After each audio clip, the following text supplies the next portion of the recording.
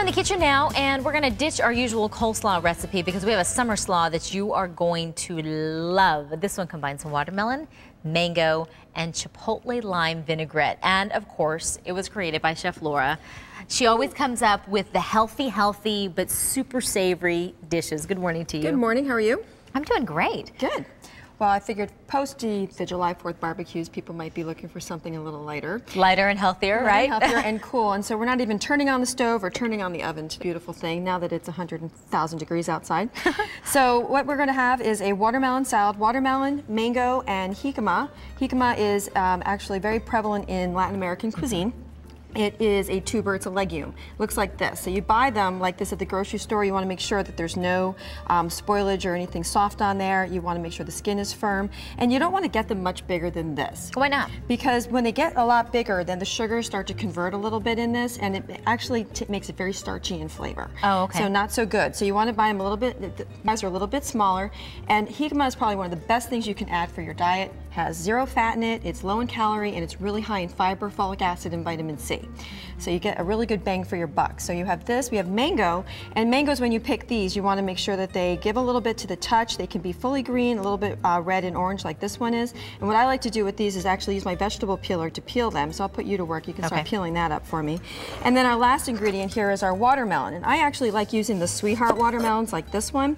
And notice what I did was I chop off the watermelon as well as the bottom, so I have a nice flat surface, and I can take my knife and just go right down the outside of the watermelon to get rid of the peel really easily. That's a great idea. And by doing this too, I don't end up with a watermelon that's got a ton of seeds in it that I'm now dissecting, because I don't like to dissect before I actually eat my food. So here we have some really great watermelon. Would you suggest the seedless one for this recipe? Absolutely. I would just suggest seedless overall. In general? Yeah. I mean, you know. Is it more expensive? No, you know what? This watermelon cost $1.29. Oh, all right. And so if you think about it, a lot of the bigger ones, which you don't even eat the whole thing. No, they always go to waste unless you're entertaining. Exactly. So what I'm going to do is I'm just going to julienne this down, if you will, or cut little thin strips. So I just cut a few spots here. See how this looks? All right. And then in this bowl, here's the best part. We've got some fresh lime juice. There you are. We've got some fresh lime juice. We have some chipotle, which is jalapeno that's been dried and smoked and then pureed. Okay, so go ahead and smell that.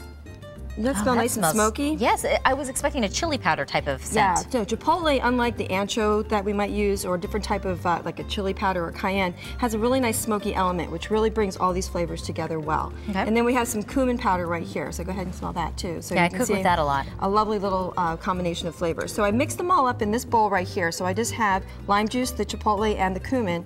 And then what we're going to do is we're going to add each of our ingredients to this, and we'll just toss that together. Have you ever, silly question, but have you ever been in Mexico? Because in Mexico, they actually serve the jicama with the chili powder on top, and this recipe kind of reminds me of those. That's exactly what this is, actually. This is actually known as a Mexican street food, so I cannot take full credit for this particular recipe.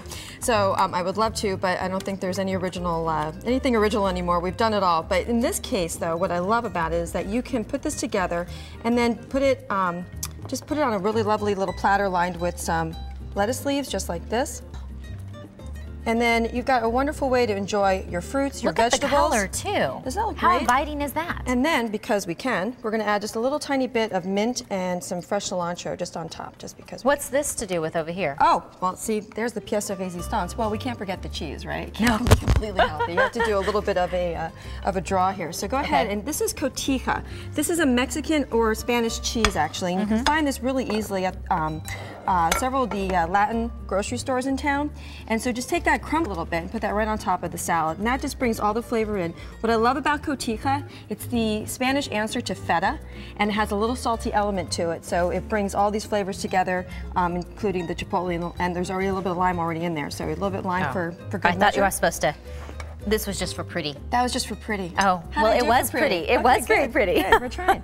All right, so there you go. We have a very quick salad to put together. I'm just going to be a savage and just please do move my fingers. Oh, that's delicious. So quick stuff, no heat required, and something that's going to appeal to everybody in your family. And how fancy does that look too? With a nice little, flavored tea, like maybe a mango iced tea. That'd be a really nice addition to any luncheon. You're invited to lunch on Saturday, okay?